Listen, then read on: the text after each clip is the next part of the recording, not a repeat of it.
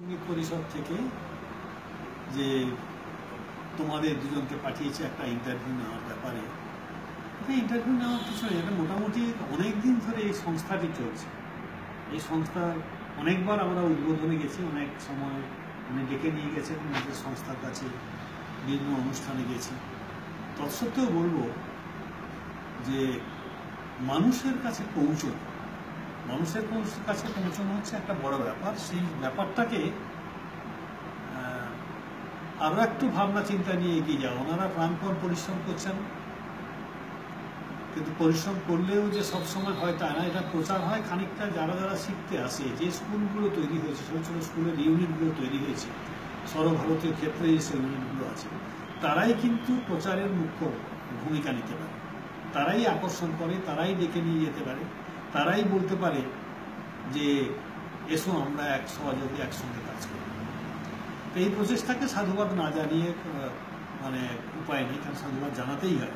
এই কারণে যে এটা বহুদিনের প্রচেষ্টায় এবং কাজল সেনগুপ্ত যেটা করছেন আর কি কাজলবাবু, তার অনরস পরিশ্রমে এই সংস্থাটি চলছে।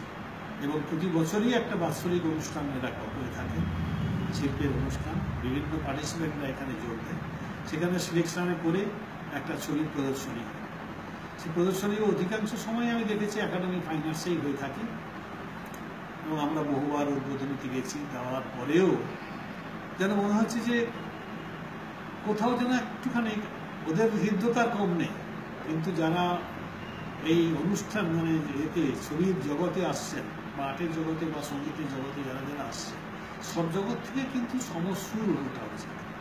সবাই যদি একযোগে কান মিলিয়ে হাঁটে, তাহলে একটা সংস্থা কিন্তু এগিয়ে যেতে পারে। তার যে চলার যে রাস্তা, পথ যেটা, সে পথ চলতে চলতে এই ধরনের গড়ে ওঠে।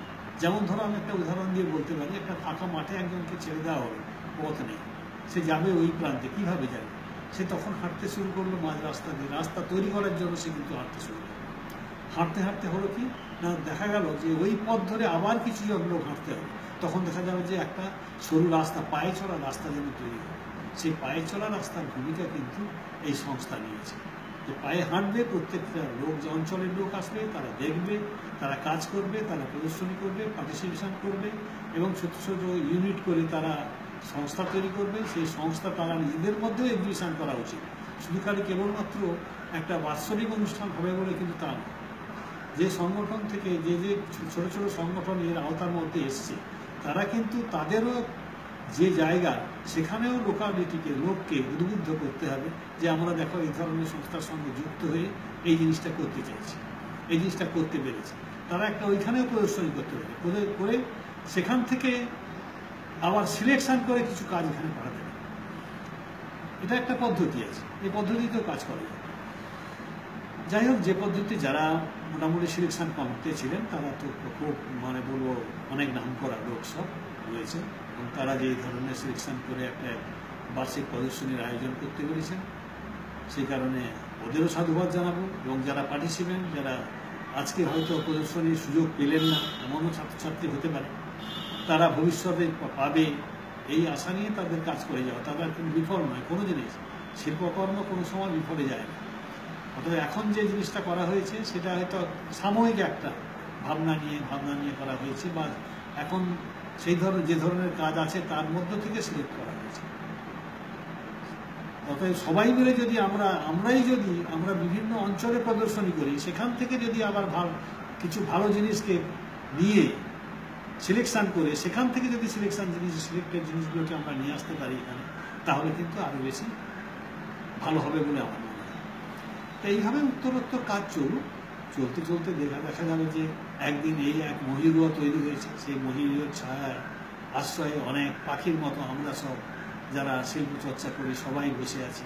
এক দলে কহুতান উঠবে, কোকিলের ডাক শোনা যাবে, তারই ছায়ায় মন প্রাণ শীতল হবে।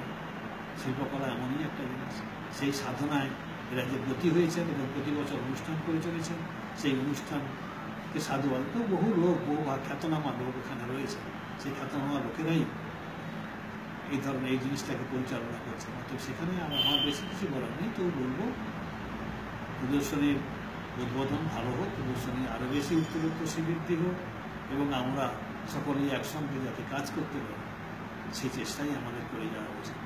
এবং যারা এর সঙ্গে রয়েছেন তারাও আরও কিছু লোকের সান্নিধ্য নিয়ে আসা, তাদের কথিতযশা কিছু লোকদের নিয়ে আসা, নিয়ে এসে সেই বিভাগকে আরও বেশি উন্নত মানের প্রজেকশন দেওয়া। এইগুলো যদি করতে পারেন তাহলে তো এক্সিবিশন ভালো হবে এবং প্রতি বছরই ভালো হয়, আরও ভালো করা যাতে। ভালো তো শেষ নেই, ভালোর শেষ নেই। যেমন আমি 4 জায়গায় পায়েস খেলাম, একটা জায়গায় মনে থাকলো যে ওই জায়গায় পায়েসটা খেয়েছিলাম, খুব ভালো লেগেছে। এই যে কথাটা বললাম, তার মানে 4 জায়গায় না খাওয়া পর্যন্ত আমি বলতে পারছি না, যখনই প্রথম একটা খেয়েছি পায়েসটা খুব ভালো, আবার আরেক জায়গায় যখন খেলাম সেদিন যা খেয়েছিলাম তার থেকে এটা আরও ভালো হবে। এরকম 4-5 জায়গায় যখন খেলাম তখন দেখে যে ভালোর উত্তরণটা বেড়ে যাচ্ছে।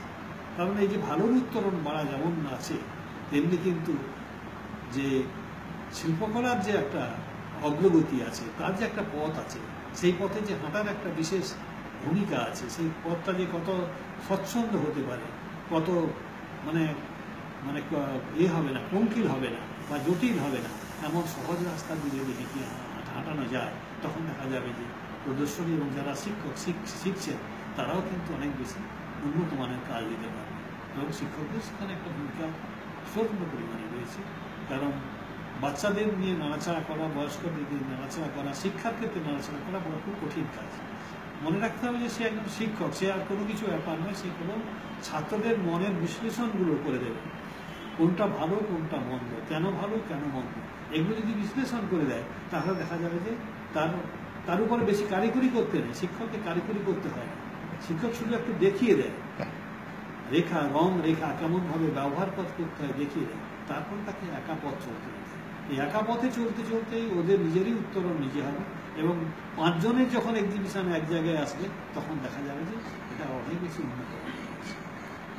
আমি শুভকামনা করবো এই প্রদর্শনী সাকসেস হোক এবং যারা পার্টিসিপেন্ট হয়েও মানে এক্সিবিশনে সিলেক্টেড হলেন না, তারা আগামী বছর আবার হতে পারেন, আবার উনি হয়তো প্রাইজ পেয়ে গেলেন, অন্যজন পেল না, এও হতে পারে। আমাদের এটা নিয়ে নিরাশ হওয়ার পিছনে চলেই যেতে, এইভাবে আমাদের এগিয়ে যেতে হবে। সবাই ভালো থাকুন, এই আশা আমার বক্তব্য শেষ করছি।